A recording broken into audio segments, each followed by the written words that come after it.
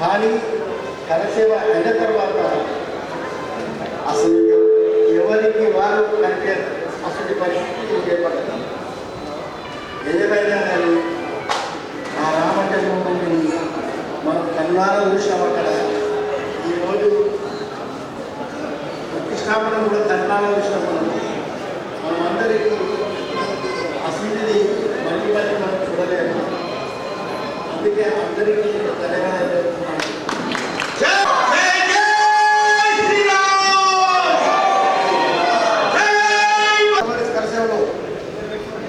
అక్కడ ఉన్నటువంటి ప్రభుత్వం ఉత్తరప్రదేశ్ ప్రభుత్వం ఏదైతే ఉందో ములాయం ప్రభుత్వం ఉంది.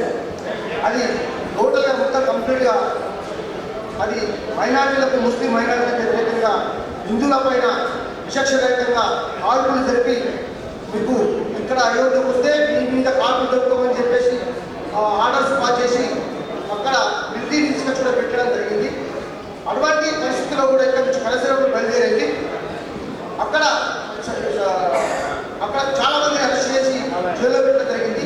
అప్పుడు వాటిని కూడా దాటుకొని తప్పించుకొని వెళ్ళినటువంటి ఏవైతే కలసేవకులు వాటిని విచక్షరహితంగా కాల్పులు జరిపితే వాళ్ళందరూ స్వయంగా నదిలో పడిపోయి చనిపోయి అక్కడ ఇలా పశువుల యొక్క శవాలు ఏర్పడింది. అప్పుడు వారికి ములాయం యాదవ్ చెప్పేసి వ్యతిరేకంగా ఇవ్వడం జరిగింది. అప్పుడే రాజీవ్ గాంధీ ప్రభుత్వం ఉంటే రాజీవ్ గాంధీ ప్రభుత్వం కూడా సాధించకపోవడం కారణంగా బలిగేం జరిగింది. ఆ తర్వాత దేశంలో జరిగినటువంటి ఏదైతే కలసేవ అయితే ఉందో శిల ఇది మన యొక్క శ్రీరాముల యొక్క శిలను ఆ ఇంటిని తిప్పి తర్వాత ఉద్యమం జరిగిన తర్వాత వెంకయ్య గారు దేశం మొత్తం మీద టోటల్గా రిటైర్ చేసిన తర్వాత అక్కడ మరోసారి కలసేవ జరిగింది. అప్పుడు బివి నరసింహారావు ప్రభుత్వం కేంద్రంలో ఉండే, ఇక్కడ ఎన్టీఆర్ ప్రభుత్వం ఉండే. అక్కడ మాత్రము కళ్యాణ్ సింగ్ గారి భారతీయ జనతా పార్టీ ప్రభుత్వం ఉండే అధికారికంగా ఆ ప్రభుత్వం పూర్తిగా సాధించిన కారణంగా అక్కడ అక్రమంగా ఏర్పాటు చేసినటువంటి డాన్సాలను మరియు కలసేవకులు కూర్చువేయడం జరిగింది. 500 సంవత్సరాల సుదీర్ఘ పోరాటం తర్వాత రాముడు జన్మించినటువంటి స్థలంలో రామాలయ నిర్మాణం చేసుకునే మాత్రం చేసుకోవడం కోసం 500 సంవత్సరాలు సుదీర్ఘంగా పోరాటం చేయాల్సి వచ్చింది. ఎందుకోసం అంటే భారతదేశంలో ఉన్నటువంటి హిందువులు అధిక శాతం ఉన్నటువంటి హిందువులు సెక్యులర్ దేశం పేరు చెప్పి భారత యొక్క ఇతర మతస్థులు మన మీద సౌజన్యంగా ఈ దేశాన్ని హిందూ రాష్ట్రాన్ని భూస్థాపితం చేయాలని వాళ్ళకు ఉత్పత్తి చేసే కుట్రను ఈరోజు మనం ఛేదించాల్సిన పరిస్థితి ఏర్పడింది. ఇంకో విషయం ఏంటంటే ఈరోజు స్వయంగా శ్రీరాముని యొక్క బలరాముని యొక్క జన్మస్థలంలో బాలరాముని యొక్క ప్రాణప్రతిష్ఠ చేయడం, ప్రధానమంత్రి భారతదేశానికి ప్రధానమంత్రి ఉన్నటువంటి మోడీ గారిని ఈరోజు ప్రాణప్రతిష్ఠ చేయడము, ఇక్కడ యూపీలో ఉన్న ముఖ్యమంత్రి గారు కూడా మరి అలాగే రాష్ట్రపతి అక్కడి రాష్ట్రపతి కూడా వాళ్ళందరూ కూడా ఈరోజు అక్కడ బాలరాముని యొక్క చేయడం ఆ ప్రాంతంలో పాల్గొన్నందుకు మేమందరం ఈ ఉద్యమంలో 2 కలసేవల ఉద్యమాలు పాల్గొని ఎన్నో ఆడుకోవడం ఎదుర్కొని జైలలో ఉంది. ఈ రోజు విజయం సాధించిన మా కళ్ళ ముందే రామోజీ జరిగింది. దీని జరిగినది మనం సంతోషిస్తున్నాం. కానీ ఇప్పటికి కూడా ఈ దేశంలో మన హిందువులకు అనేకమైనటువంటి విశేష మన అనుచితంగా గురి అవుతున్నటువంటి సంస్థలు కోరుతాయి. రకరకాల రాజకీయాలు కూడా మన హిందువుల మీద విధి చేసి ఇది సెక్యులర్ కంట్రీ చేయాలనే ఉద్దేశంతో సెక్యులర్ కంట్రీ పేరు చెప్తూ ఈరోజు అనుచితంగా గురి చేస్తున్నాం. కాబట్టి మేము ఇప్పుడు కూడా ఈరోజు మా కళ్ళ ముంగట నిర్మాణం అవుతున్నందుకు బాలరాముల యొక్క రామాలయ నిర్మాణం అవుతున్నందుకు సంతోషిస్తాం. కానీ మా లోపల ఇంకా మేము ఎప్పుడైతే ఈ సమ్మేళనం చేసుకోవడం సన్మానం చేసుకోవడం ఎప్పుడు వస్తుందంటే ఈ దేశం, ఈ రాష్ట్రం, ఈ ప్రపంచం హిందువుల యొక్క రాష్ట్రంగా ఏర్పాటు అయినప్పుడే, నిజమైన హిందూ రాష్ట్రంగా ఏర్పాటైనప్పుడే మేము సంతోషిస్తామని చెప్పి మా అభిప్రాయం తెలియజేస్తాము. హిందూ రాష్ట్ర నిర్మాణం కావాలి, ప్రపంచ దేశాన్ని శాసించే స్థితికి మనం ఎదగాలి. ఈ సెక్టర్ నిజం వెళ్ళిపోయి ఈ భారతదేశం హిందూ రాష్ట్ర నిర్మాణం కావాలనేది మా ఆకాంక్ష, మా యొక్క కోరిక. అప్పుడే మా లక్ష్యాన్ని చేరుకుంటామని చెప్పి మనం అభిప్రాయం తెలియజేస్తున్నాము. జై శ్రీరామ్, జై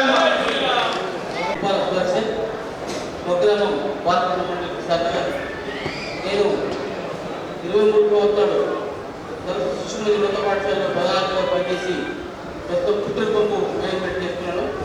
నేను 1990 వేసవిలో విశాఖలో పాల్గొన్నాను.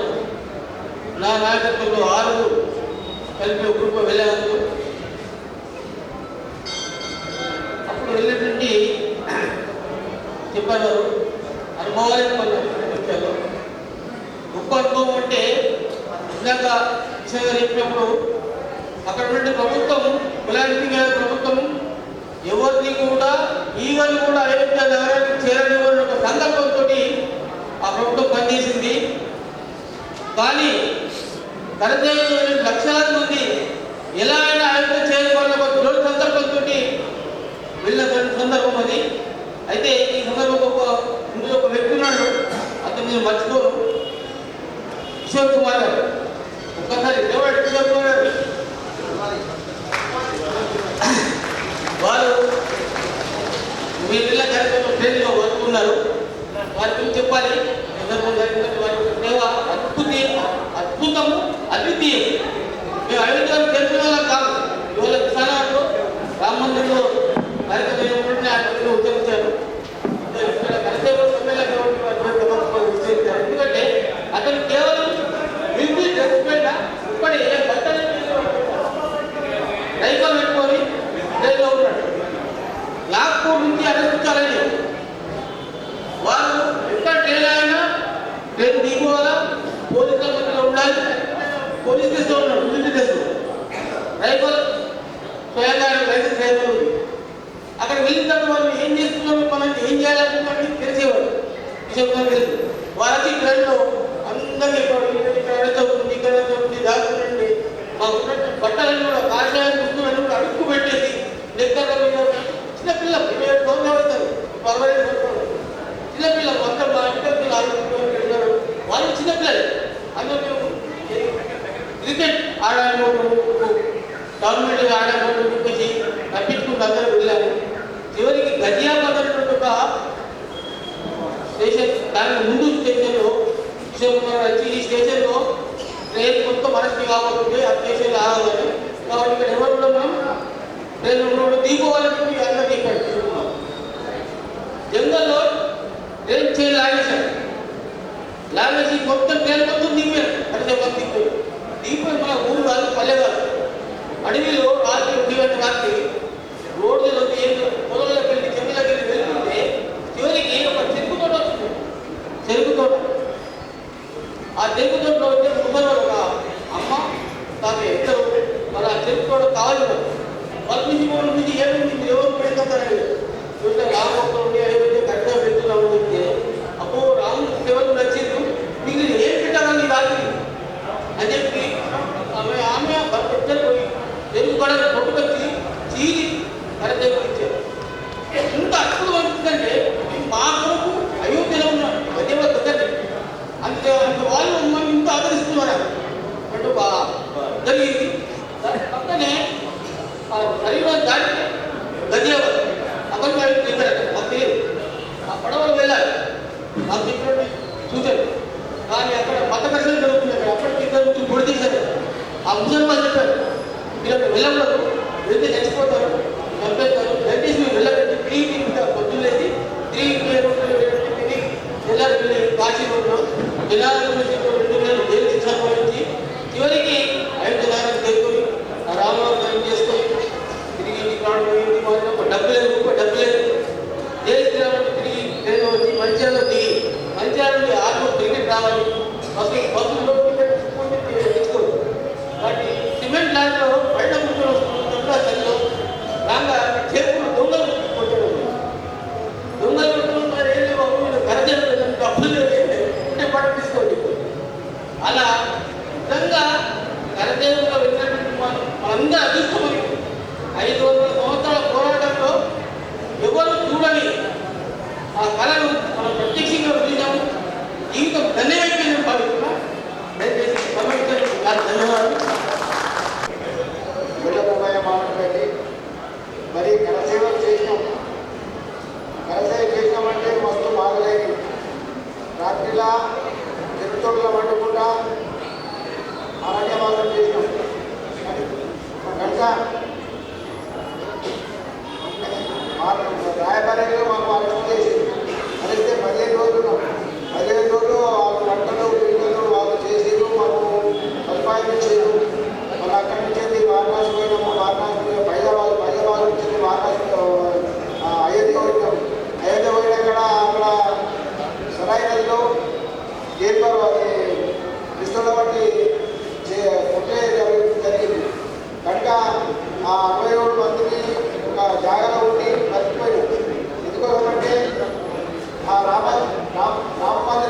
సంక్రాంతి మేము ఎట్లాగో పోతాం, మా ప్రాణమైన త్యాగిస్తామని మనం రామాంతరం నిర్మాణం చేద్దామని చెప్పేసి రోడ్డు అని చెప్పేసి పోయినాం. అయితే అక్కడ శివసేన పార్టీ వాళ్ళు ఇద్దరు ముగ్గురు పైకి ఎక్కి ముందు కూడా ఉండడం జరిగింది. అక్కడ నుంచి చెప్పేసి మన హైదరాబాద్ నుంచి మన రైల్వే మరి అటువంటి యాత్ర దొరకదు, అటువంటి యాత్ర దొరకదు. కనీసం మనకు ఈ రాముడే రక్ష, శ్రీరాముడే రక్ష, మనకు ఇంత బాధ్యత దొరకదు. ధన్యవాదాలన్నా. వాస్తవానికి మీ అందరూ మాకు సహకరించి 6 టీంలు తయారు చేసి మమ్మల్ని పంపించడం జరిగింది. మేము అయోధ్య చేరుకున్నాము. అయోధ్య చేరుకొని అయోధ్య ధర్మగుడిలోకి పోయి కూడా దర్శనం చేసుకున్నాము మేము ఆరుగురము. అయితే ఏ రోజైతే కరసేవ పెట్టారో ఆ రోజు చెప్పారు, ఇంత ఇసుక తీసుకొచ్చి అందరం సరివినది పోయి ఇసుక తీసుకొని రండి అని చెప్పారు. మేము అందరం స్నానం చేసుకొని మాటిగా ఇసుక తీసుకొని వచ్చి కరసేవకు అందరం ఉన్నాము. అక్కడ అందరినీ ఒక విలేజ్ వారి డిస్టిక్ వారిగా కూర్చోబెట్టడం జరిగింది.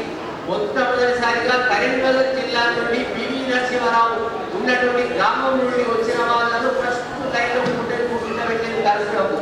ఆ ఇసుకను అక్కడ పుయ్యాలని చెప్పారు. అప్పుడు ఓమార్తి స్వామి గంపర, గిరిరాజ్ కిషోర్ గారు, అశోక్ సింగర్ గారు ఎంతో పెద్ద వాళ్ళు వాళ్ళ స్పీచ్ ఇస్తుంటే మా యొక్క రోమాలు నిలబడిపోయాయి. ఎంతో ఆవేశంతో ఇంకా పొంగిపోయాం. అనుకోకుండా వాళ్ళు స్పీచ్ మొదలు పెట్టినప్పుడు అనుకోకుండా కుమ్మటాలపైకి ఈ శివసేన వాళ్ళు ఎక్కేశారు, భద్రకాలు ఎక్కేసేశారు. ఆ కుమ్మటాల పైన జెండాలు ఎగిరిపోయినాయి, ఒక్క జెండాలు. అప్పటికే గురైపోయింది. ఆ కుమ్మటాలను గుర ఉండడం జరుగుతుంది. ఒక్కోటి 35 కోటి, 340 కోటి, 4, 50. నేను దగ్గర ఎప్పటికీ టైం ఉన్నది, అక్కడ పేపర్లు కూడా దగ్గర ఉంటాయి. ఇదంతా 3 కుమ్మటాలను తొలగించడం జరిగింది. ఆవేశపూరితంగా స్పీచ్ ఇవ్వడం జరిగింది. ఉపభారతి అక్కడ ఇటుకలు ఎన్నో చదువుపోయినాయి, కుమ్మటాలు పడిపోతే. అప్పుడు ఆ కుమ్మటాల పైకి ఎక్కినటువంటి రాజేంద్ర గోటారి, శరత్ కుమార్ అనేటువంటి ప్రాణాలను వదిలారు. వాళ్ళకు మనం చాలా చాలా అంటే చాలా రుణపడి ఉన్నాము అయోధ్యలో. కావున మనకు ఈరోజు ఎన్నో ఏళ్ళ నుండి చూస్తున్నటువంటి కార్యం ఈరోజు మనకు కంటిన్యూస్ కనబడ్డది. రామకృష్ణ అడ్వాణి అదృష్టంతో మనం ఈరోజు నరేంద్ర మోడీ నాయకత్వంలో రామ మందిరం జరిగింది. నరేంద్ర మోడీకి మనం ఎంతో రుణపడి ఉన్నామని చెప్తున్నారు. నా పేరు నవీన్ కుమార్, ఎల్లమ్మగుంట, నిజామాబాద్.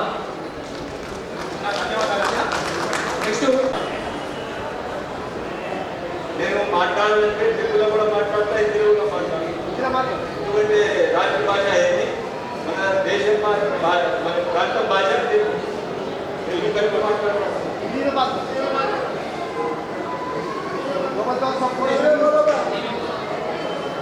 ఒకసారి చెప్తాను. జై శ్రీరామ్, జై శ్రీరామ్, జై శ్రీరామ్. మిత్రులు, जय राम, जय हनुमान।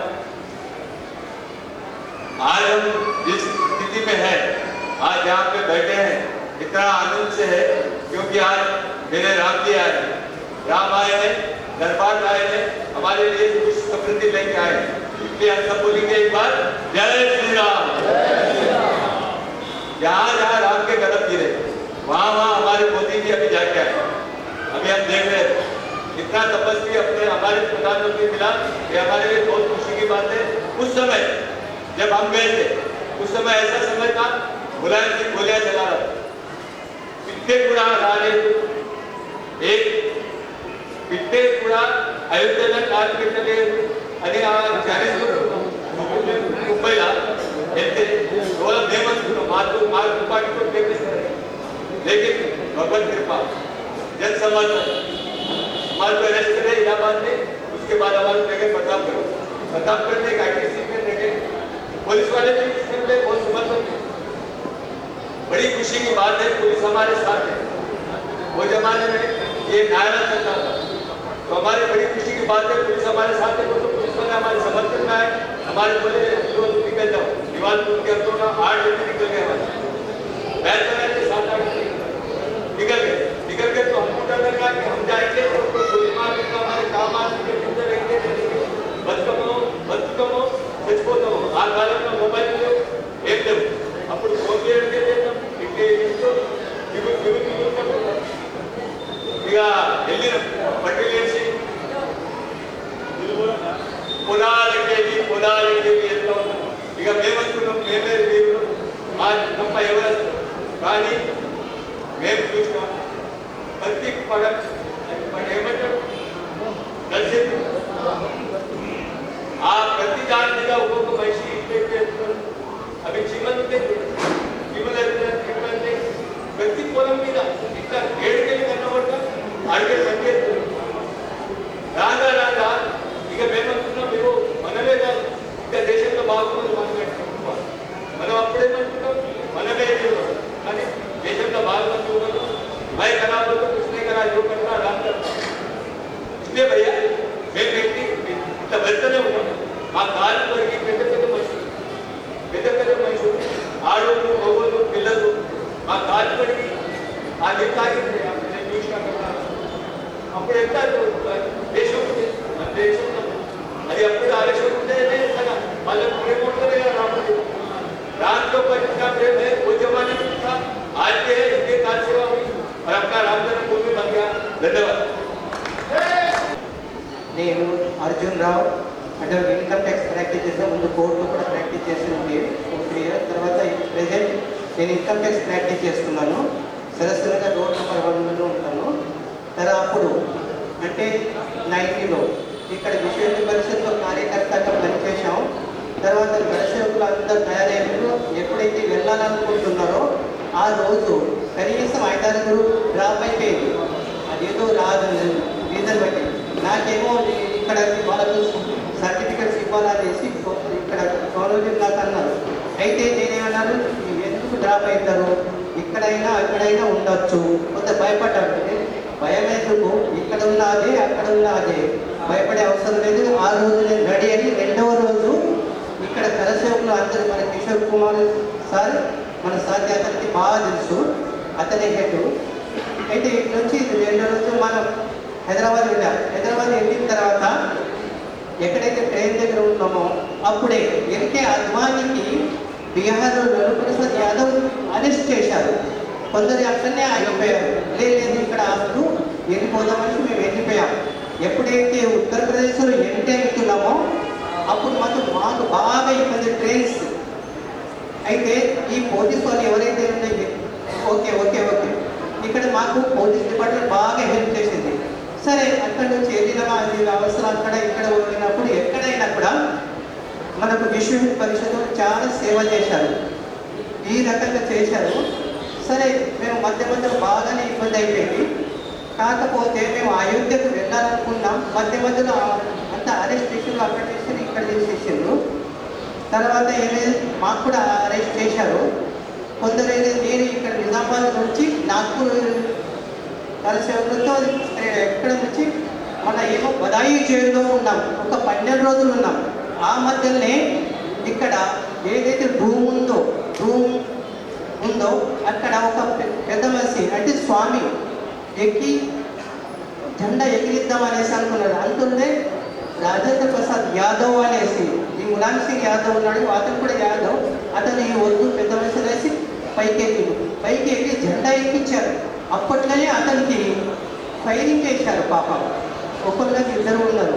ఆ రకంగా చాలా అంటే చాలా కష్టమైపోయింది. అయోధ్యలో ఎవరు రావాలని అనుకున్న వాళ్ళు 10,000 సంఖ్య వచ్చేసింది. ఈ రకంగా బాగా జరుగుతుంది. 2వ రోజు ఈ ములాయం సింగ్ యాదవ్ బటాలియన్ తెప్పించి ఫైరింగ్ చేశారు.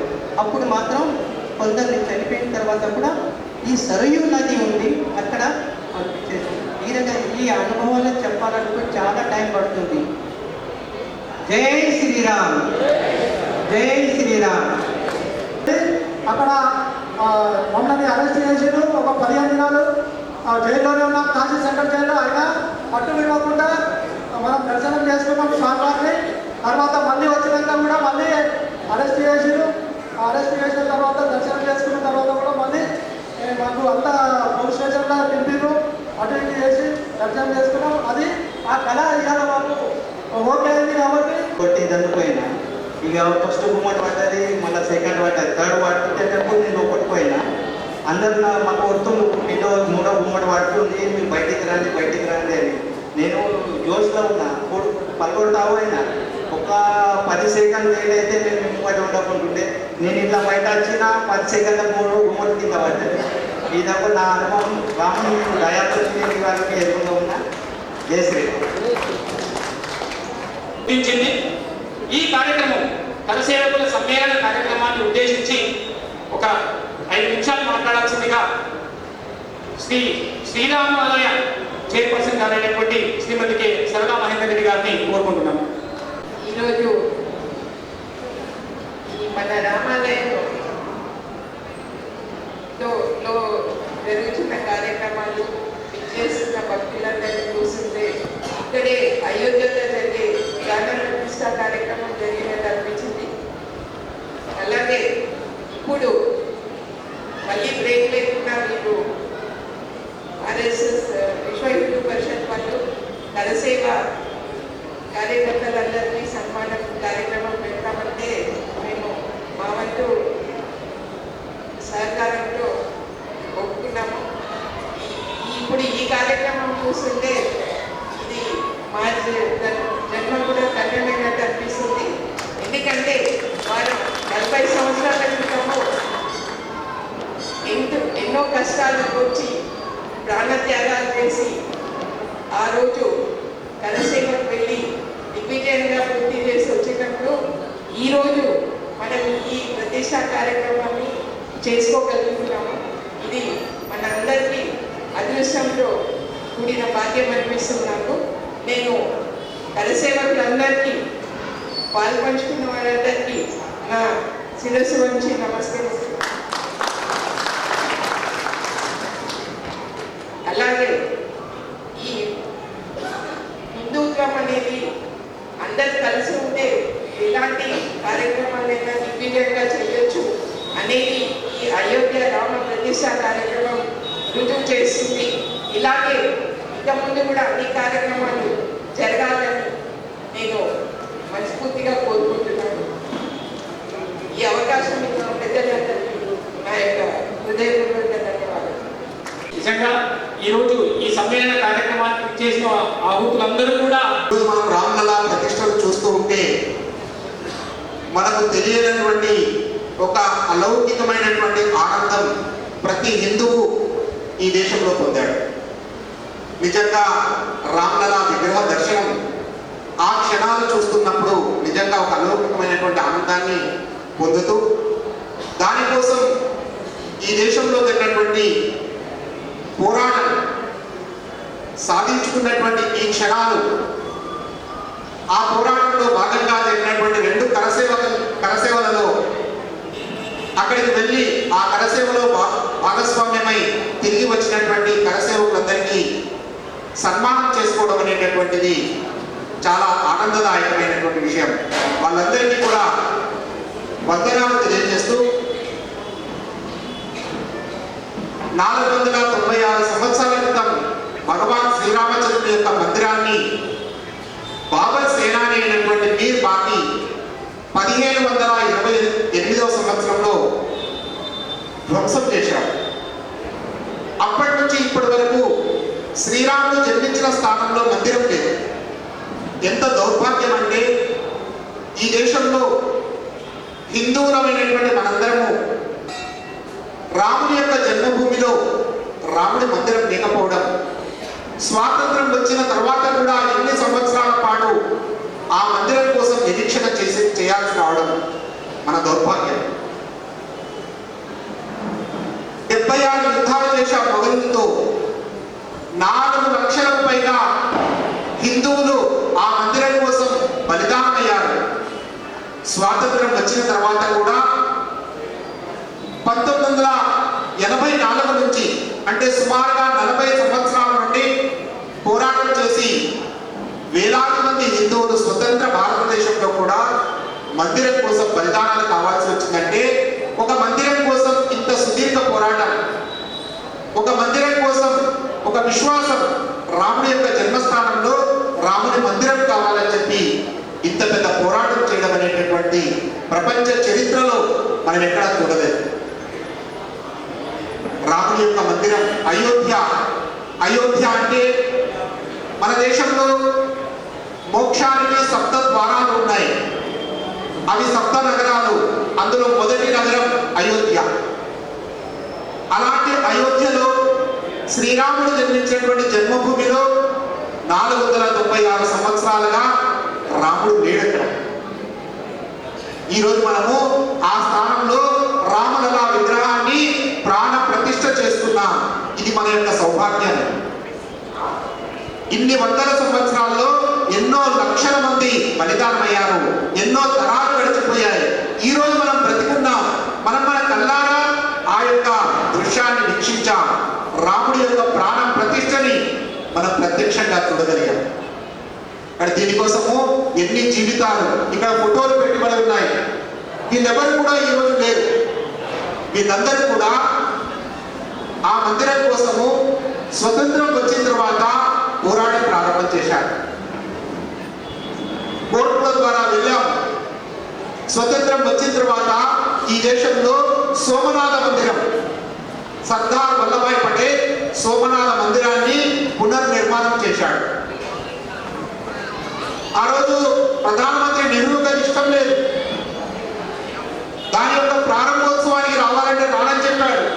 ఆ రోజు రాష్ట్రపతి బాబు రాజేంద్ర ప్రసాద్ సోమనాథ మందిరాన్ని జాతికి అంకితం చేశారు. కుట్రపూరితంగా నెహ్రూ ఆ రోజు చేసిన పని కారణంగా ఈ రోజు వరకు మనం రామాలయం నిర్మాణం చేసుకోలేకపోయాం. ఎప్పుడైతే సోమనాథ మందిరం పునఃప్రతిష్ఠ నిర్మాణం గావించబడిందో దేశంలో సుమారుగా 33,000కు పైగా మందిరాలు ధ్వంసం చేయబడి వాటి మీద మసీదులు నిర్మాణమై ఉన్నాయి. నెహ్రూ ఒక కుట్రపూరితంగా ఒక చట్టాన్ని తీసుకుని వచ్చారు. 1947 ఆగస్టు 15 నాడు ఈ దేశంలో మందిరాలు కానీ, మసీదులు కానీ, చర్చిలు కానీ ఎలా అయితే ఉన్నాయో వాటన్నింటినీ యథాతథ స్థితి కొనసాగించాలి అని చెప్పి చేసిన కారణంగా మనం ఇన్ని రోజులు రామ మందిరాన్ని నిర్మాణం చేసుకోలేకపోయాం. ఈ దేశంలో మెజారిటీ ఉన్న హిందువులు మీతో కలిసి జీవించలేము అంటే దేశాన్ని విభజన చేసి ఇచ్చాం. పాకిస్తాన్గా తూర్పు పాకిస్తాన్, పశ్చిమ పాకిస్తాన్. కానీ ఈ దేశంలో మా దేశం యొక్క విశ్వాసం 3 మందిరాలు ఇవ్వండి. 33,000 మందిరాలు అవసరం లేదు, కేవలం 3 మందిరాలు ఇవ్వండి. అయోధ్య, మధుర, కాశీ. ఈ 3 మందిరాలు ఇవ్వండి అని కోరాం. భిక్షగా అడిగారు మన సాధు సంతులు. ఇలా భిక్ష అడిగారు. నమాజ్ నుంచి వాళ్ళు బయటకు వచ్చినప్పుడు నమాజ్ దగ్గర వాళ్ళు దానాలు చేస్తుంటారు. మాకు భిక్షగా ఇవ్వండి అని చెప్పి శంకరాచార్యులు భిక్షగా అడిగారు. 3 మందిరాలు ఇవ్వండి. ఒప్పుకోలేదు. రామ మందిరం ఏదైతే ఉందో ఆ మందిరాన్ని పూర్తిగా ధ్వంసం చేశారు. ఏ ఆనవాళ్ళు లేకుండా దాని మీద బాబర్ 3 డాంచాలు, గుమ్మటాలు కట్టాడు. బాబరీ డాంచాలు అని చెప్తారు. అది ఒక వివాదాస్పద కట్టడం. మసీదు కాదు అది. ఎప్పుడు నమాజ్ జరగలేదు అక్కడ. ఒక వివాదాస్పద కట్టడంగా ఉండేది. దాని మీద మనం కోర్టుకు వెళ్లాల్సి వచ్చింది. తర్వాత పోరాటం చేయాల్సి వచ్చింది. 1984లో ఇక్కడ ఉన్నటువంటి మహంత్ అవైద్యనాథ్ జీ, గోరఖ్పూర్ యొక్క పీఠాధిపతి, మన యోగి ఆదిత్యనాథ్ యొక్క పీఠం గోరఖ్పూర్ లో ఉంటుంది. గోరఖ్పూర్ పీఠాధిపతులు ఈ న్యాస్ ఏర్పాటు చేశారు. రామ జన్మభూమి విముక్తి పోరాట సమితి ఏర్పాటు చేస్తే దానికి మొదటి అధ్యక్షుడిగా మహంత్ అవైద్యనాథ్ ఉన్నారు. వారి తర్వాత మహంత్ రామచంద్ర దాస్ జీ ఉన్నారు. ఇప్పుడున్నటువంటి నృత్య గోపాల్ దాస్ జీ ఎవరైతే ఈరోజు మనం వేదిక మీద చూసాం వారిని, వారి ఇప్పుడు అధ్యక్షుడిగా ఉన్నారు రామ జన్మభూమి తీర్థక్షేత్ర ట్రస్ట్. కానీ మహంత్ అవైద్యనాథ్ ఆధ్వర్యంలో 1984లో న్యాస్ ఏర్పాటు చేసి మనము రాముని యొక్క మందిరం దేశంలో స్వాతంత్రం వచ్చిన తర్వాత 1949లో ఏవైతే బాబరీ ఢాంచాలని చెప్పి అంటున్నామో అక్కడ అర్ధరాత్రి విగ్రహాలు వెలిచాయి. బాలరాముని యొక్క విగ్రహాలు, రామలలా విగ్రహాలు వెలిచాయి. ఆ విగ్రహాలను తొలగించేయమని చెప్పి నెహ్రూ ఆర్డర్ చేశాడు. అక్కడున్నటువంటి నాయర్ అనేటటువంటి కలెక్టర్ తొలగించను, నా ఉద్యోగాన్ని నేను వదులుకుంటానని తొలగించను అన్నాడు. కోర్టుకు వెళ్ళింది. కోర్టులో అక్కడ ఎవరైతే వాచ్మెన్ గా ఉన్న ఒక ముస్లిం వ్యక్తి అతను చెప్పాడు, ఆ విగ్రహాలను ఎవరూ తెచ్చిపెట్టలేదు, నాకు రాత్రి 10 సంవత్సరాల బాల రాముడు కనిపించాడు, ఇక్కడ లోపలికి వచ్చాడు, అని చెప్పి ఆయన సాక్ష్యం చెప్పాడు. కోర్టులో దాన్ని రికార్డు చేసి ఉన్నారు. ఇప్పటికీ కోర్టులో ఉన్నదని. బాలరాముడే ప్రత్యక్షంగా 1949లో అక్కడ వెలిశాడు. అవే బాలరాముని యొక్క విగ్రహాలు ఈరోజు మనం పూజలో చూసి ఉన్నాం. అవే విగ్రహాలు ఈరోజు పూజ చేశారు. 1949 నుంచి ఆ విగ్రహాలకు అక్కడ పూజ జరుగుతుంది. రామలలా చాలా చిన్న విగ్రహాలు, ఒక అర్ధడుగు మాత్రమే, 6 అంగుళాలు మాత్రమే ఉండేటటువంటి విగ్రహాలు. అది ప్రత్యక్షంగా భగవంతుడే అక్కడ వెలిశాడని చెప్పి దాన్ని పూజలు జరగద్దని చెప్పి పూజలు ఆపించడానికి దానికి కంచె వేసేసి తాళాలు వేశారు. 1984లో ఈ న్యాస్ ఏర్పడిన తర్వాత 1986లో కోర్టు ద్వారా రాజీవ్ గాంధీ ప్రధానమంత్రిగా ఉన్నాడు. తాళాలు తీయించాలని సుప్రీం కోర్టు ద్వారా 1986లో తాళాలు తీయించడం జరిగింది. మందిరం కోసం అక్కడ మనం ప్రయత్నం చేస్తుంటే ఏ మాత్రం కూడా ప్రభుత్వం సహకరించలేదు, కోర్టులు సహకరించలేదు. 1989లో నవంబర్ 9వ తేదీ నాడు మొదటిసారి అక్కడ శిలాన్యాస్ చేశారు. కామేశ్వర్ చౌపాల్ అని చెప్పి ఒక దళిత బంధువు, ఆయన ద్వారా శిలాన్యాస్ మొదటిసారి భూమి పూజ జరిగింది 1989లో. తీర్పు వచ్చిన తర్వాత 2020 ఆగస్టు 5వ తేదీ నాడు మన ప్రధానమంత్రి కేవలం మందిర నిర్మాణ పూజ చేశారు. వాస్తవానికి శిలాన్యాస్ అనేది భూమి పూజ జరిగింది 1989లోనే జరిగింది. కామేశ్వర్ చౌపాల్ దాని యొక్క ప్రారంభోత్సవం చేశారు. శ్రీరామ జన్మభూమి కోసం అక్కడ శిలాన్యాస్ జరిగిన తర్వాత ప్రభుత్వం ఏమాత్రం స్పందించలేదు. అందుకే 1990వ సంవత్సరంలో కరసేవకి ఈ యొక్క న్యాస్ పిలుపునిచ్చింది.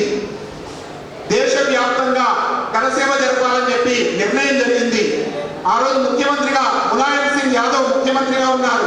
ఇక్కడ వెళ్ళిన వాళ్ళు ప్రత్యక్షంగా చూశారు కాబట్టి వాళ్ళకు వివరణ అవసరం లేదు, వెళ్ళిన వాళ్ళ కోసం చెప్తున్నా. నేను ప్రత్యక్షంగా అయోధ్యకు వెళ్ళలేదు. నా అదృష్టం, నేను బాల స్వయం సేవక హై స్కూల్ విద్యార్థిగా ఉన్నప్పుడు అన్ని కార్యక్రమాల్లో నేను పాల్గొన్నా. అయోధ్యకు వెళ్ళలేదు నేను.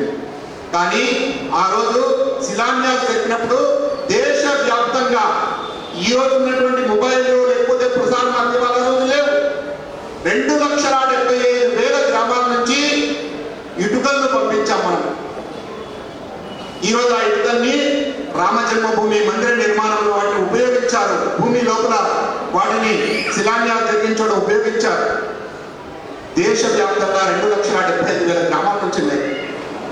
1990 అక్టోబర్ 30-31 తేదీల్లో కరసేవకు పిలుపునిచ్చారు. ములాయం సింగ్ యాదవ్ ముఖ్యమంత్రిగా ఉన్నాడు. విపి సింగ్ ప్రధానమంత్రిగా ఉన్నారు.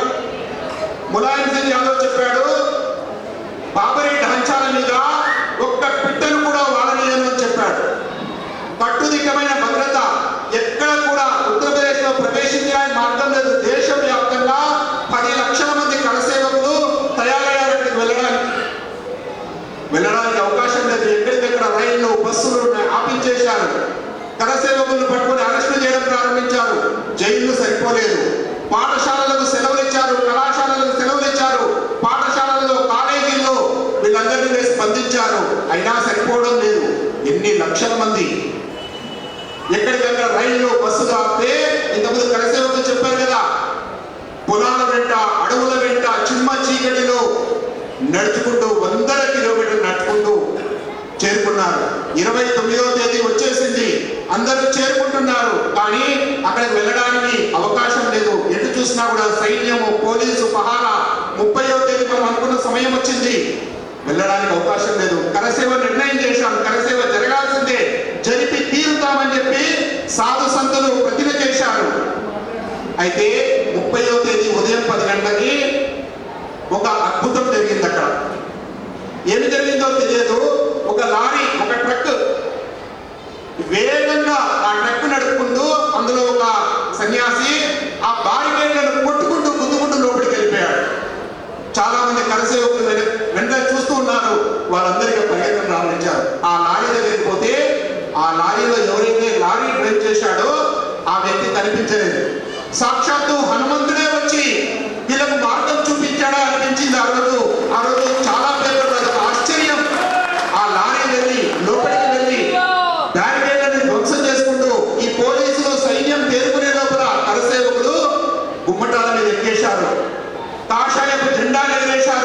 అనుకున్న సమయానికి కరసేవను జరిపి చూపించారు. ఆ సమయంలో ములాయం సింగ్ యాదవ్ కాల్పులు జరిపాడు. అనేక మంది కింద ఫోటోల్లో ఉన్న వాళ్ళు ప్రాణాలు వదిలారు. కొఠారి సోదరులు ఇంతకు చెప్పారు, ములాయం సింగ్ యాదవ్ ఎంత ఘోరమైన ఆత్మహత్యలు చేశాడంటే అనేక మంది కరసేవకులను చంపి బస్తాల్లో మూట కట్టి సరియు నదిలో పడేశాడు. సరియు మాత, సరియు తల్లి, ఆ మాత ఎన్నిసార్లు రక్తంతో ప్రవహించిందో తెలియదు. ఎందుకంటే మొఘలాయుల కాలంలోనే 76 యుద్ధాల్లో రక్తంతో సరియు నది ప్రవహించింది. స్వాతంత్రం వచ్చిన తర్వాత కూడా ములాయం సింగ్ యాదవ్ ఉన్న సమయంలో వేలాది మంది కరసేవకుల్ని చంపి ఆ సరియు నది ఇసుకల్లో పాతి పెట్టడం జరిగింది. ఎక్కడ చూస్తే అక్కడ సరియు నది అంతా కూడా శవాలయ్యాయి 90వ సంవత్సరంలో. అలాంటి కరసేవను అనేక మంది ఎదుర్కొన్నారు. ప్రాణాలకు తెగించి కరసేవకులు వెళ్ళారు. చాలా మంది ఆ రోజుల్లో చెప్పారు, అయోధ్యకు పోతే ఇక వస్తామో రామో అని చెప్పి వీలునామా రాసి మేము వస్తామో రామో అని చెప్పి వాళ్ళ శ్రీమతి పేరుతో వాళ్ళ పిల్లల పేరుతో వీలునామా రాసి వెళ్ళిపోయారు చాలా మంది. ఒక ప్రచారం ఉండేవాడు, ఆయన ఇంట్లో అడిగాడు, ఆయన ప్రచారం రాలేదప్పటికి ఇంకా డిగ్రీ చదువుతున్నాడు. వాళ్ళ ఇంట్లో అడిగాడు, నేను కరసేవకు వెళ్తాను. అదే వద్దు, కరసేవకు వెళ్తాను చచ్చిపోతా ఉంటే ఆడికి పోతే చచ్చిపోతానో లేదు నాకు తెలియదు, మీరు పంపించకపోతే ఈ ఫ్యాన్ రేసుకుని ఇక్కడ చచ్చిపోతా అంటే వాళ్ళు పంపించారు. ఆ తర్వాత వెళ్ళాడు, మళ్ళీ వచ్చాడు, ఇప్పుడు ప్రచారంగా కూడా ఉన్నాడు. అట్లా ఎంతమంది ప్రాణాలకు తెగించి ప్రాణాలు పోతాయని తెలిసి కూడా వెళ్ళారు, కరసేవలో పాల్పంచుకున్నారు. మొదటి కరసేవ భయంకరంగా భయానకమైనటువంటి పరిస్థితుల్లో జరిగింది. అలాంటి కరసేవలో కూడా పాల్గొని మనం అనుకున్న సమయానికి కరసేవను చేసి తీరాము. అయినప్పటికీ ప్రభుత్వంలో చలనం లేదు. 1990వ సంవత్సరంలో అయోధ్యలో రామజ్యోతి వెలిగించి రామజ్యోతులను దేశవ్యాప్తంగా ఇంటింటిలో జ్యోతులు వెలిగించబడ్డాయి. 1990వ సంవత్సరం జరిగిన దీపావళి రామజ్యోతితోనే ప్రతి ఇంటా దేశవ్యాప్తంగా దీపావళి జరుపుకున్నటువంటి సందర్భం. లాల్ కృష్ణ అద్వానీ సోమనాథ్ నుంచి అయోధ్య వరకు రథయాత్ర నిర్వహించారు. ప్రభుత్వంలో చలనం లేదు. 91వ సంవత్సరంలో ఎన్నికలు జరిగి ప్రభుత్వాలు మారాయి. కేంద్రంలో ప్రభుత్వం మారింది, ఉత్తరప్రదేశ్లో ప్రభుత్వం మారింది. అయినా కూడా స్పందన రాలేదు కేంద్రం నుంచి. ఉత్తరప్రదేశ్లో ములాయం సింగ్ యాదవ్ ఓడిపోయాడు, కళ్యాణ్ సింగ్ ముఖ్యమంత్రి అయ్యాడు. కళ్యాణ్ సింగ్ ముఖ్యమంత్రి అయిన తర్వాత మళ్ళీ పోరాటానికి రామ జన్మభూమి న్యాస్ ఏదైతే ఉందో పిలుపునిచ్చింది. మళ్ళీ కరసేవ చేయాలి. 1992 డిసెంబర్ 6వ తేదీ కరసేవకు పిలుపునిచ్చింది, 2వ కరసేవకి. ఆ రోజు కేంద్రం కానీ సుప్రీంకోర్టు కానీ ఒప్పుకోలేదు. కళ్యాణ్ సింగ్ అన్నాడు, నాది సంపూర్ణ బాధ్యత, ఢాంచాలకు ఏం కాకుండా నేను చూసుకుంటాను, నాది బాధ్యత అని చెప్పి సుప్రీంకోర్టు ద్వారా అనుమతితో కరసేవ 1992లో కరసేవ. లక్షల మంది కరసేవకు వెళ్ళారని చెప్పారు. వాస్తవానికి అక్కడ కరసేవ ఏం చేయాలనుకున్నారు? ఒక పిడికెడు ఇసుక తీసుకొచ్చి అక్కడ కుప్పగా పోసి కరసేవ చేయాలి, ఇదే కార్యక్రమం. ఆ రోజు వేదిక మీద అశోక్ సింఘాల్జీ, సాధ్వి రితంబర, అనేక మంది మహంతులు, రాజమాత విజయరాజే సింధియా, ఉమాభారతి, కరసేవకులు కేవలం పురుషులే కాదు, ఎంతో మంది మహిళలు, మాతృమూర్తులు కూడా అనేక మంది, లక్షల మంది కరసేవకు వెళ్ళారు. ఆ రోజు చాలా మంది ఫైర్ బ్రాండ్ గా చెప్పేటటువంటి ఉమాభారతి, ఆమె శిరోముండనం చేసుకొని వెళ్ళింది. రామ మందిరం నిర్మాణం అయ్యే వరకు ఆమె యువతిగా ఉండేది. ఇప్పుడు ఈ రోజు ప్రాణప్రతిష్ఠలో పాల్గొన్నది ఆమె. సాధ్వి రితంబర, ఆమె ఉపన్యాసాలు ఇస్తే ఉర్రూతలైపోయేటటువంటి ఉపన్యాసాలు దేశంలో. అలాంటి మహిళలు కూడా ఎంతో మంది ఆ కరసేవలో పాల్గొన్నారు. 92లో వాస్తవానికి అక్కడ ఢాంచాలు కూలగొట్టడం మన ఉద్దేశం కాదు, కానీ ఢాంచాలలో చేస్తున్న 10 లక్షల మంది హిందువులు వందల సంవత్సరాలుగా ఏదైతే కలంకంగా కనిపిస్తూ ఉన్నదో దాన్ని భరించలేకపోయారు. చేతిలో ఏ ఆయుధాలు లేవు, ఏ పనిముట్లు లేవు, కానీ చేతులతోనే ఇటుకలు రాళ్ళు రాగేస్తూ 6 గంటల్లో 3 గుమ్మటాలని, పేద గుమ్మటాలని 3 గుమ్మటాలను కొంచేసి పూర్తిగా సాఫ్ చేసి రాముల విగ్రహాలను పెట్టి ఆ రోజు నుంచి టెంట్లో భగవాన్ శ్రీరామచంద్రుడు పూజలు అందుకుంటూ వచ్చాడు. కళ్యాణ్ సింగ్ ప్రభుత్వం కూలిపోయింది, అయినా అతను వెనకాడలేదు. రామ మందిరం ముఖ్యమని భావించాడు. కాబట్టి ఆ విధంగా 92లో డిసెంబర్ 6వ తేదీ బాబరీ ఢాంచాను కూలగొట్టిన తర్వాత తెల్లారి పేపర్లలో వచ్చింది ప్రపంచమంతా ఒకటే మాట, 1992 డిసెంబర్ 6 హిందువులకు నిజమైన స్వాతంత్రం వచ్చిన రోజు అని చెప్పి ప్రపంచమంతా పత్రికలు రాశాయి. ఆ రోజు ఈ రోజు వాట్సాప్ లో వెళ్ళి లేవు. ఆ రోజు కేవలం రేడియోలు, టీవీలు, పేపర్లే ఉండేటటువంటివి. టీవీ ఇన్ని ఛానల్స్ కూడా లేవు, దూరదర్శన్ మాత్రమే ఉండేది. హిందువులకు నిజమైన స్వాతంత్రం దేశానికి 1947 ఆగస్టు 15 స్వాతంత్రం వస్తే ఈ దేశంలో నిజంగా హిందువులకి 1992 డిసెంబర్ 6వ తేదీ స్వాతంత్రం వచ్చిందని పత్రికలు ఏం రాశాయి. ఎందుకు ఈ వివాదం? ఏ భూమిది? కేవలం 2.7 ఎకరాలకు సంబంధించిన భూమి వివాదం ఇది. ఈ దేశంలో మైనారిటీగా చెప్పుకునేటటువంటి వాళ్ళు కేవలం 2.7 ఎకరాలు. ఈ దేశం వాసులు కాకపోయినా మేము మీతో కలిసి ఉండము అనకపోతే ఉండలేము అని అంటే 2 దేశాల నుంచి అమ్మాలి, 2 దేశాలని. కానీ ఈ దేశంలో కేవలం 2.7 ఎకరాల భూమిని వదులుకోవడానికి సిద్ధంగా లేవు. అది ఎవరి భూమి? సాక్షాత్తు భగవాన్ శ్రీరామచంద్రుడు జన్మించినటువంటి జన్మభూమి. ఆ భూమి కోసము ఇన్ని లక్షల మంది పోరాటాలు చేసి, ఇన్ని బలిదానాలు చేసి దేశాన్నంతా కదిలించింది. నిజంగా స్వాతంత్ర ఉద్యమం ఎలా ఉంటుందో నేను చూడలే, ఇక్కడున్న పెద్దలు అనేక మంది చూసి ఉండరు. కానీ రామ జన్మభూమి ఉద్యమం 1989 నుంచి 1992 వరకు రామ జన్మభూమి ఉద్యమం మరో స్వతంత్ర ఉద్యమం. అది హిందూ స్వతంత్ర ఉద్యమంగానే జరిగింది. నేను ప్రత్యక్షంగా, నేను చిన్నగా ఉన్నా, నేను చూశాను ఆ ఉద్యమాన్ని.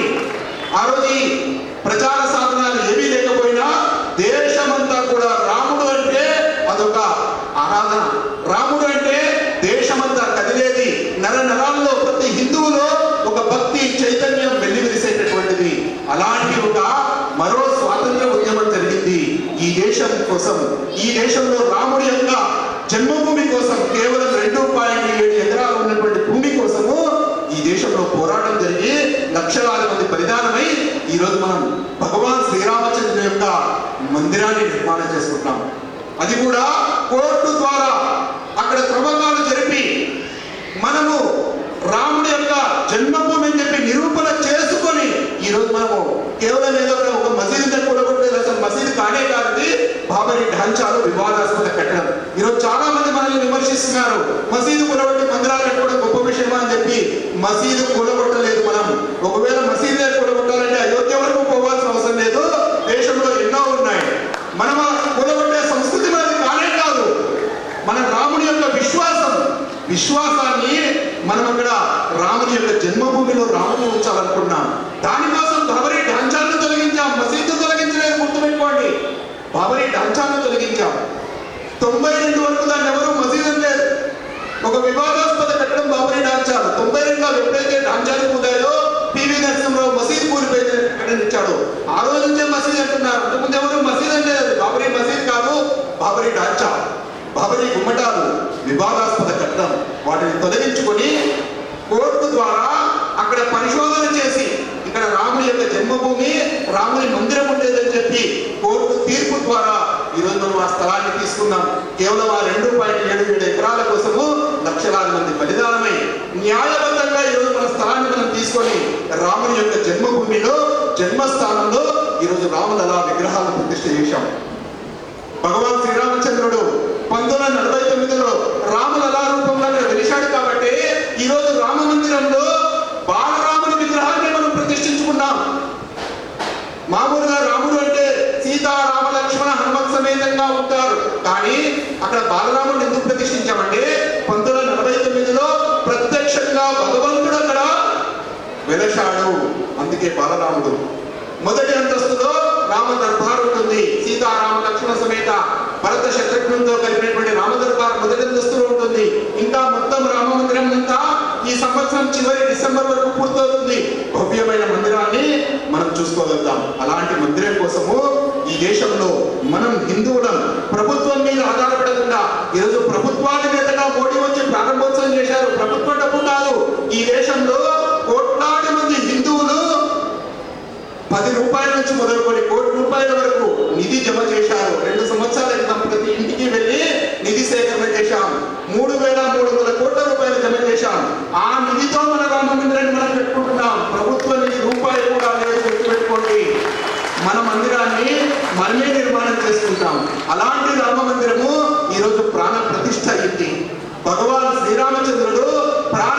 అంటే ప్రత్యక్షంగా అక్కడ ఉండడం.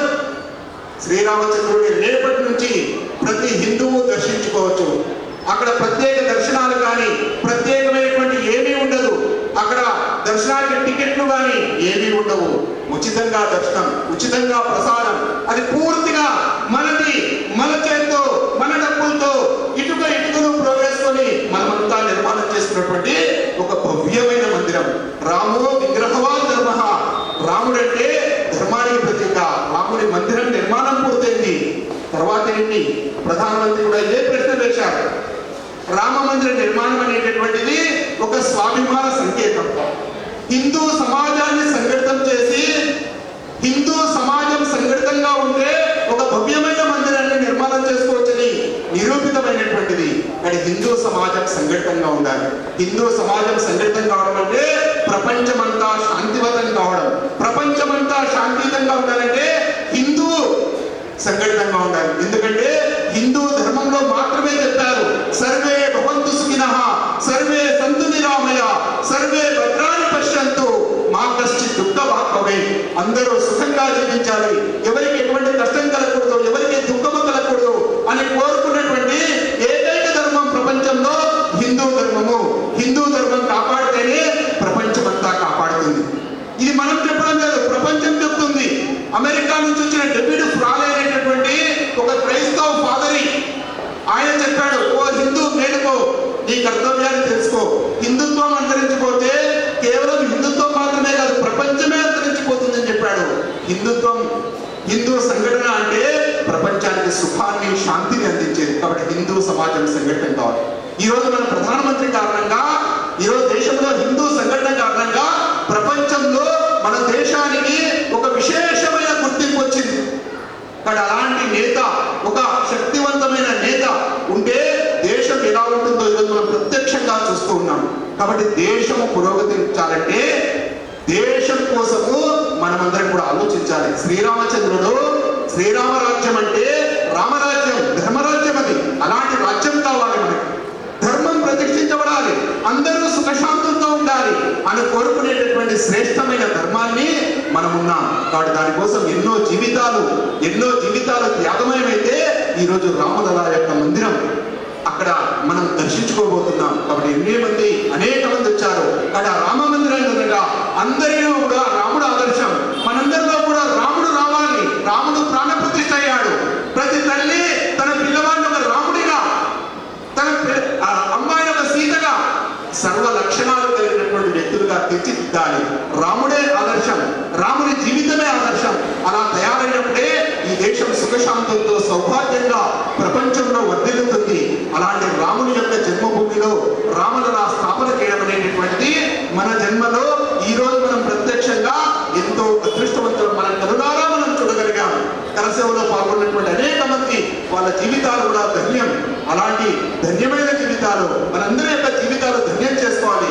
శ్రీ రామ జన్మభూమిలో జరిగినటువంటి ఈ రోజు జరిగినటువంటి కార్యక్రమం ప్రపంచమంతా కూడా ఎంతో ఆనందభరితంగా చూస్తున్నటువంటి సమాజంలో. కాబట్టి మనందరం కూడా శ్రీరాముని ఆదర్శంగా తీసుకొని, శ్రీరాముని యొక్క జీవితాన్ని ఆదర్శంగా తీసుకొని మనమంతా ఒక సన్మార్గంలో వెళ్ళి ఈ దేశానికి భవిష్యత్తును నిర్మాణం చేసేటటువంటి భావి భారత పౌరులను తయారు చేయాల్సినటువంటి అవసరం ఉంది. దేశమే ప్రధానం, నేషన్ ఫస్ట్. దేశం ఉంటేనే రాముడు ఉంటాడు, కృష్ణుడు ఉంటాడు, శివుడు ఉంటాడు. దేశం లేకపోతే ఇవేమీ ఉండవు. కానీ దేశం ప్రధానం అనేటటువంటి భావన, దేశమే మొదట అనేటటువంటి భావన మనం నిర్మాణం చేసుకున్నప్పుడే ఈ దేశం శక్తివంతం అవుతుంది. కాబట్టి మనందరం కూడా ఆ విధంగా రాముని ఆదర్శంగా తీసుకుని ముందుకెళ్ళాలని కోరుకుంటూ ముగిస్తున్నాను. జై శ్రీరామ్. 28 ఆదివారం రోజు బిఎల్ఎల్ గార్డెన్లో ఉంటుందండి. మహిళలకు సంబంధించిన కార్యక్రమం, ఓన్లీ మహిళలకు సంబంధించింది. కాబట్టి మన కార్యకర్తలలో ఉన్నటువంటి అమ్మలు కావచ్చు, అక్కలు కావచ్చు, చెల్లెలు కావచ్చు, శ్రీమంతులు కావచ్చు, అందరూ కూడా పంపించే బాధ్యత మన అందరికీ ఉంటుంది. మనం అనేక సమావేశాల్లో పాల్గొంటున్నాము. మన ఇంట్లో ఉన్న మహిళలు ఎక్కడ కూడా సమావేశాలు పాల్గొనట్లేదు. కాబట్టి దేశమంతర కార్యక్రమం అండి. దేశం మొత్తం కూడా నిర్ణయించ వరుసగా వస్తే మనం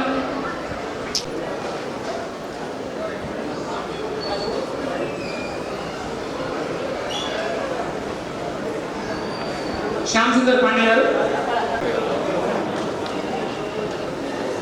నగేష్ గారు, తర్వాత భద్రయ్య అన్న భద్రయ్య గారు, రవీందర్ గారు, దూర్నాల రవీందర్ గారు, తర్వాత ఇందపాయి కిషన్ గారు, ఇందపాయి కిషన్ గారు, దూర్నాల రవీందర్ గారు.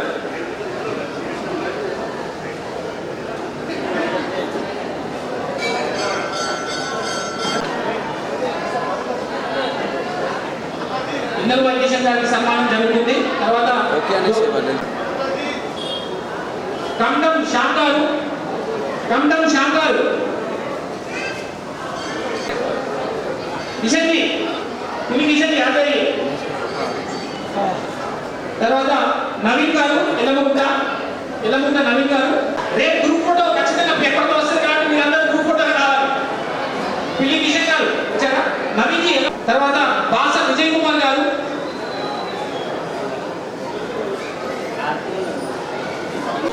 భోగ భువనేశ్వర్ గారు, తర్వాత భాష విజయ్ కుమార్ గారు,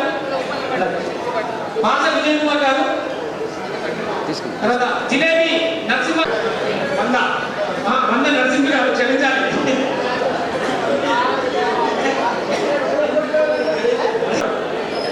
వైట సుబ్బారావు గారు,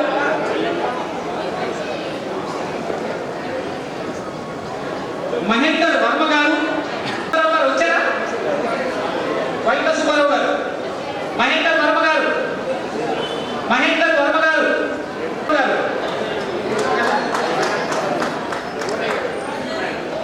తర్వాత సిహెచ్ వరప్రసాద్ గారు, సత్యనారాయణ గారు, గణేష్ జీ గణేశ్వర్. తర్వాత పి కృష్ణ గారు. దయచేసి పేరు పిలిచినటువంటి పెద్దలు వచ్చేస్తే బాగుంటుంది.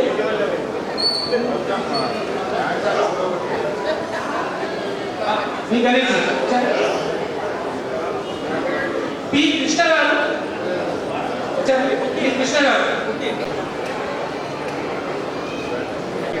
బైర గంగాధర్ గారు, తర్వాత కోతల్కర్ సలీం గారు,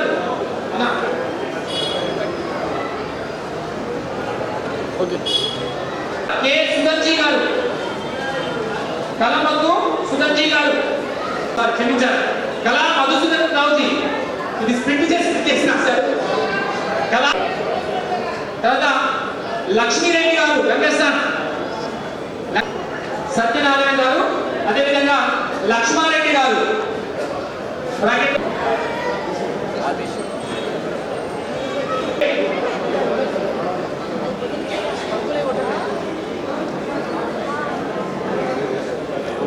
తర్వాత ఆరెంజ్ కలర్ షర్ట్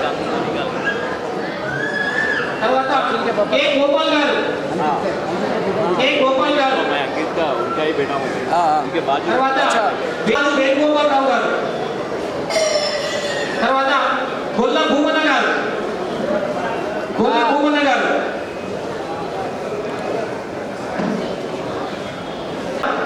గజంపేట్ ఎం మోహన్ గారు,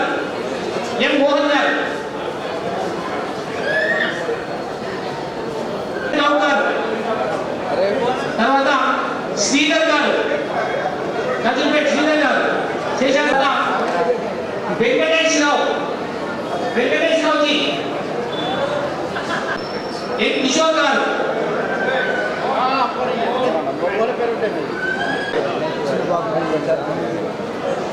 అదేవిధంగా పృథ్వీరాజ్ గారు, అబ్బాయి పృథ్వీరాజ్ గారు. తర్వాత మరి నరేందర్ జీ, రాగేంద్ర రాజు గారు అంటారు. క్షమించాలి మరి దేవేందర్ జీ.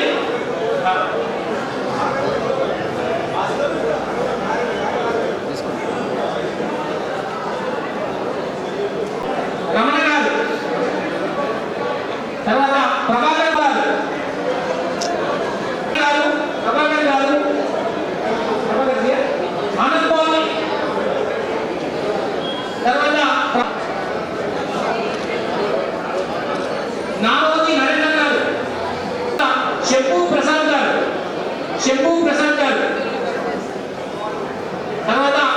అర్జున్ రావు జాదవ్ గారు